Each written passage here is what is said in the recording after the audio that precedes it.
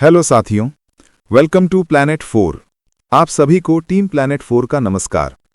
Donald Trump का brake fail हो चुका है और अब उन्होंने भारत पर एक के बाद एक हमला बोलते हुए भारतीय फार्मा इंडस्ट्री पर जोरदार प्रहार कर डाला है। सबको मालूम है कि भारत भारी मात्रा में दवाइयां अमेरिका को भेजता था और हजारों करोड़ों की कमाई करता था, लेकिन ट्रंप ने इस सोने की खान पर सीधा वार कर दिया है। एक तरफ वो मोदी को दोस्त कह रहे हैं, जबकि पीछे से खंजर लेकर खड़े हैं। मगर असली चौंकाने वाली बात तो ये है कि जितनी दवाइयां भारत अमेरिका को भेजता था, उससे भी ज्यादा दवाइयां यूरोप वहां सप्लाई कर रहा था।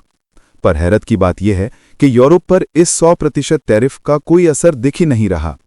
और उसी बीच ब्रिटेन, जो यूरोप का ही एक देश है, आखिर किस तरह ट्रंप के इस 100% टैरिफ के जाल में बुरी तरह फंस गया है, यही सबसे बड़ा सवाल है। इसका जवाब बेहद विस्तार से आगे मिलेगा। डोनाल्ड ट्रंप पूरी तरह से मेक इन अमेरिका के खुमार में डूब चुके हैं। उनका इरादा साफ है कि अपने कार्यकाल के दौरान ही जितनी ज्यादा हो सके उतनी मैन्युफैक्चरिंग अमेरिका के भीतर स्थापित कर दें। इसी जुनून में वो एक के बाद एक खतरनाक फैसले ले रहे हैं, ऐसे रिस्क उठा रहे हैं जिनका असर भारत या यूरोप ही नहीं बल्कि पूरी दुनिया पर साफ दिखाई देने लगा है। देखिए, भारत और ब्रिटेन जैसे देश अब ट्रंप के इशारों पर चलने को तैयार नहीं हैं। ब्रिटेन अपनी राह खुद तैयार कर रहा है और यही वजह है कि ट्रंप और उनके समर्थकों ने हाल ही में ब्रिटेन के भीतर एक बड़ा आंदोलन खड़ा कर दिया ताकि स्टारमर सरकार पर दबाव बनाया जा सके। ठीक उसी तरह भारत के ऊपर भी दबाव बनाने के लिए डोनाल्ड ट्रंप एक के बाद एक ब्रह्मास्त्र फेंक रहे हैं। दवाओं पर 100% टैरिफ का वार भी उसी दबाव की कड़ी है। मगर अब असली खेल ये है कि भारत इस 100% टैरिफ से कैसे बचा हुआ है।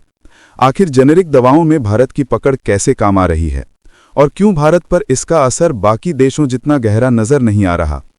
लेकिन सबसे दिलचस्प मोड़ तो यहां आता है कि यूरोप और जापान किस जादुई चाल से खुद को ट्रंप के 100% टैरिफ से बचा ले गए। जब ब्रिटेन की दवाएं अमेरिकी बाजार में बेहद महंगी हो जाएंगी, तभी यूरोप और जापान का माल वहां राज करेगा। भारत के लिए ये खतरे की घंटी है। अब हमें समझ लेना होगा कि अमेरिका पर ज्यादा निर्भर रहना जोखिम भरा है। अपने फार्मा एक्सपोर्ट को एशिया, अफ्रीका और लैटिन अमेरिका की तरफ मोड़ना होगा। कूटनीति के मोर्चे पर भी भारत को अपने कार्ड तेजी से खेलने होंगे, क्योंकि वही अमेरिका जिसने कोविड के समय हमारे दवाओं पर भरोसा जताया था, वही ट्रंप उस दौर में मोदी जी को फोन लगाकर गिड़गिड़ा रहे थे और अर्जेंट आधार पर भारत से दवाओं की मांग कर रहे थे। लेकिन आज वही डोनाल्ड ट्रंप अब चर्बी चढ़ाकर टैरिफ की तलवार से भारत की रफ्तार रोकने की कोशिश कर रहे हैं। तो चलिए सभी खबरों को जानते हैं बेहद विस्तार से, आसान भाषा में। सबसे पहले ट्रंप का फार्मा पर बड़ा हमला सुनिए। तो अमेरिकी राष्ट्रपति डोनाल्ड ट्रंप का यह फैसला दरअसल उनके मेक इन अमेरिका एजेंडा और राष्ट्रीय सुरक्षा से जुड़ा हुआ है। उन्होंने 1 अक्टूबर से यह नियम लागू करने का ऐलान किया है कि अगर कोई दवा ब्रांडेड है और उस पर पेटेंट है तो उस पर 100% टैरिफ यानी आयात शुल्क लगाया जाएगा। इसका सीधा मतलब है कि भारत जैसी फार्मा पावर हाउस कंपनियां जो अमेरिका को करीब 30% दवाइयां एक्सपोर्ट करती हैं, अब दवाइयां बेचने पर दोगुनी कीमत के कारण प्रतिस्पर्धा में पिछड़ सकती हैं। अमेरिका चाहता है कि दवा कंपनियां सीधे उसकी धरती पर आकर फैक्ट्री लगाएं और उत्पादन करें, ताकि वहां रोजगार भी बढ़े और सप्लाई चेन पर किसी दूसरे देश की पकड़ न रहे। ट्रंप की सोच ये है कि महामारी के समय जब सप्लाई चेन टूटी थी, तब अमेरिका दवाओं की कमी से बुरी तरह जूझ गया था। इसलिए अब वो दबाव बनाकर विदेशी कंपनियों को मजबूर करेगा कि वे अमेरिका में ही निवेश करें। भारत को दोहरा झटका इसलिए लग रहा है क्योंकि अगस्त के अंत में ही कपड़े, जेम्स ज्वेलरी, फर्नीचर और सी फूड पर 50% टैरिफ लगाया गया था और अब दवाओं पर भी प्रहार हो गया है। केवल उन्हीं कंपनियों को राहत मिलेगी जो अमेरिका में अपना प्लांट शुरू कर रही हैं, बाकी सभी को भारी नुकसान झेलना पड़ेगा। अब सुनिए कि जेनेरिक दवाओं की सांस फिलहाल कैसे बची। तो देखिए, भारत दुनिया का सबसे बड़ा जेनेरिक दवाओं का निर्यातक है। जेनेरिक दवाएं वो होती हैं जिनका पेटेंट खत्म हो चुका होता है और जिन्हें किसी भी कंपनी द्वारा सस्ती कीमत पर बनाया और बेचा जा सकता है। यही वजह है कि ये ब्रांडेड दवाओं से 80 से 90% तक सस्ती होती हैं। अमेरिका में हर 10 में से 4 प्रिस्क्रिप्शन भारतीय कंपनियों की दवाओं से पूरे होते हैं और अमेरिका में भरी जाने वाली 10 में से 9 पर्चियों पर जेनेरिक दवाएं ही दी जाती हैं। इसीलिए ट्रंप सरकार ने फिलहाल इन पर टैरिफ नहीं लगाया, क्योंकि अगर ऐसा किया जाता तो अमेरिकी हेल्थ केयर सिस्टम हिल जाता और मरीजों पर सीधा आर्थिक बोझ पड़ता। अब समस्या ये है कि भारत की कई बड़ी फार्मा कंपनियां जैसे डॉक्टर रेड्डीज, सन फार्मा और ल्यूपिन सिर्फ जेनेरिक ही नहीं बल्कि कुछ ब्रांडेड और पेटेंटेड दवाएं भी बनाती और बेचती हैं। ट्रंप ने जो नया नियम लागू किया है वो इन्हीं ब्रांडेड और पेटेंटेड दवाओं पर 100% टैरिफ का है। इसका मतलब ये हुआ कि अगर कोई भारतीय कंपनी अमेरिका को कोई ब्रांडेड दवा बेच रही है तो उसे दोगुनी कीमत पर बेचना पड़ेगा और वहां के लोकल प्रोडक्शन को बढ़ावा मिलेगा। भारत का सीधा झटका फिलहाल इतना बड़ा नहीं दिख रहा क्योंकि उसका मुख्य एक्सपोर्ट जेनेरिक पर टिका है, लेकिन जहां जहां ब्रांडेड या पेटेंटेड दवाएं भेजी जा रही हैं वहां कंपनियों की मुश्किलें बढ़ेंगी। सबसे बड़ा रिस्क ये है कि आगे चलकर कहीं ट्रंप प्रशासन जेनेरिक पर भी टैरिफ ना लगा दे, खासकर ब्रांडेड जेनेरिक यानी वो दवाएं जिनका बेसिक फॉर्मूला जेनेरिक है लेकिन उन्हें किसी ब्रांड नाम से बेचा जा रहा है, जैसे पैरासिटामोल के क्रोसिन ब्रांड की तरह।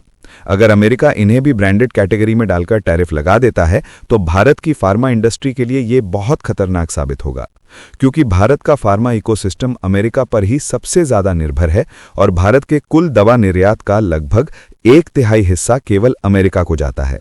इसीलिए ये मामला सिर्फ बिजनेस का नहीं बल्कि रणनीतिक और कूटनीतिक दोनों स्तरों पर चुनौती है और भारत को अमेरिका से बातचीत कर अपनी दवा इंडस्ट्री के लिए रास्ता निकालना ही होगा।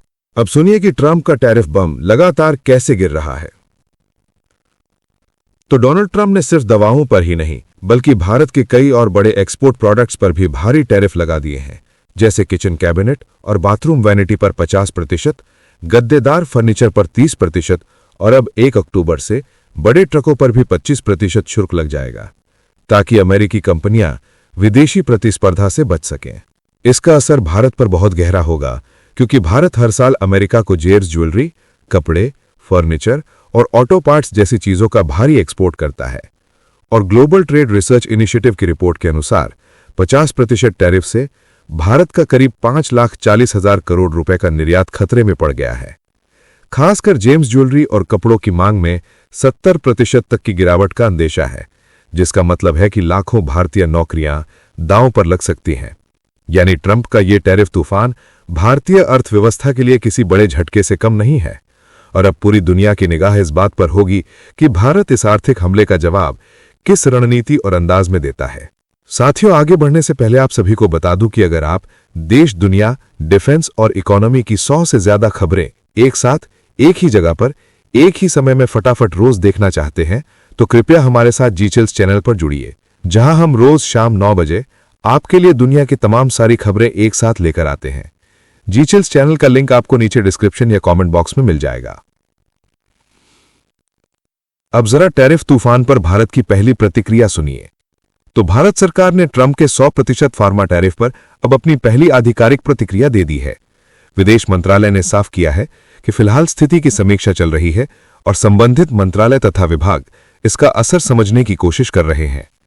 असल में अमेरिका भारत का सबसे बड़ा फार्मा बाजार है, जहां भारत हर साल लगभग $10 अरब की दवाइयां भेजता है, जो कुल दवा निर्यात का करीब 35% है। चूंकि ये टैरिफ केवल ब्रांडेड और पेटेंटेड दवाओं पर लगाया गया है और भारत का एक्सपोर्ट ज्यादातर जेनेरिक पर आधारित है, इसलिए तत्काल बड़ा झटका नहीं दिख रहा।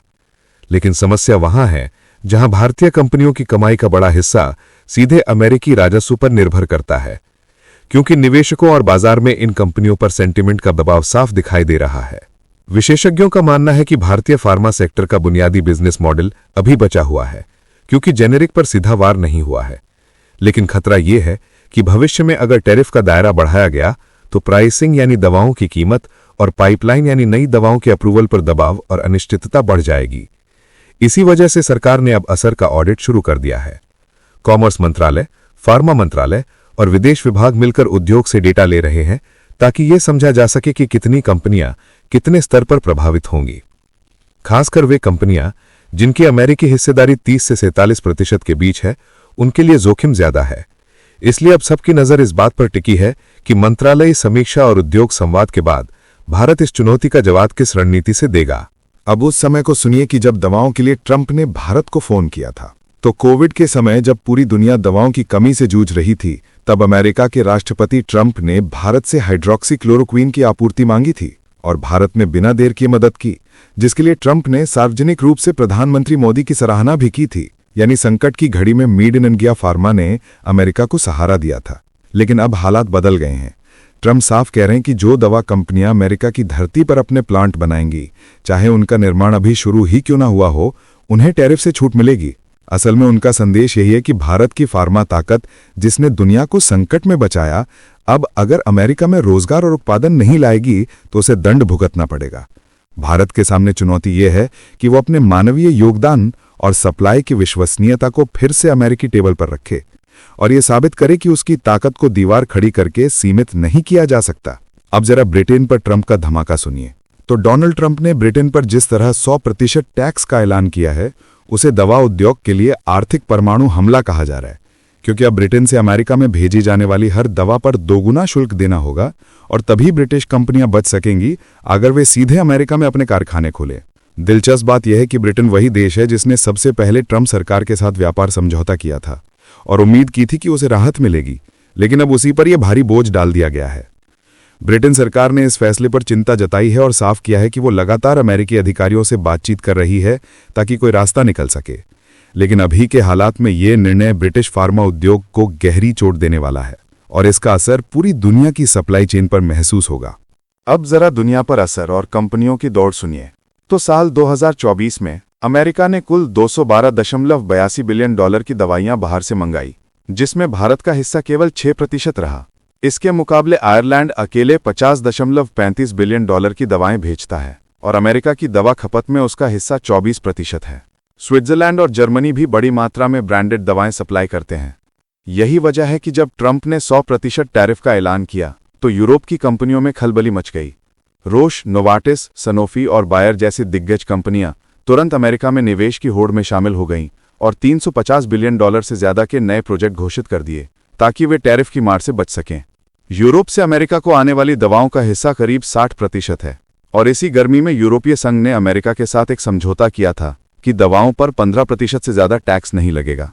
यही करार अब आयरलैंड, स्विट्जरलैंड और जर्मनी जैसे देशों को बड़ी राहत दे रहा है।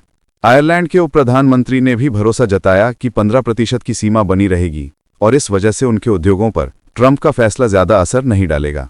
इस पृष्ठभूमि में यूरोपीय कंपनियां चैन की सांस ले रही हैं, क्योंकि उनके उत्पादन का बड़ा हिस्सा पहले से ही अमेरिका में मौजूद फैक्ट्रियों से आ रहा है।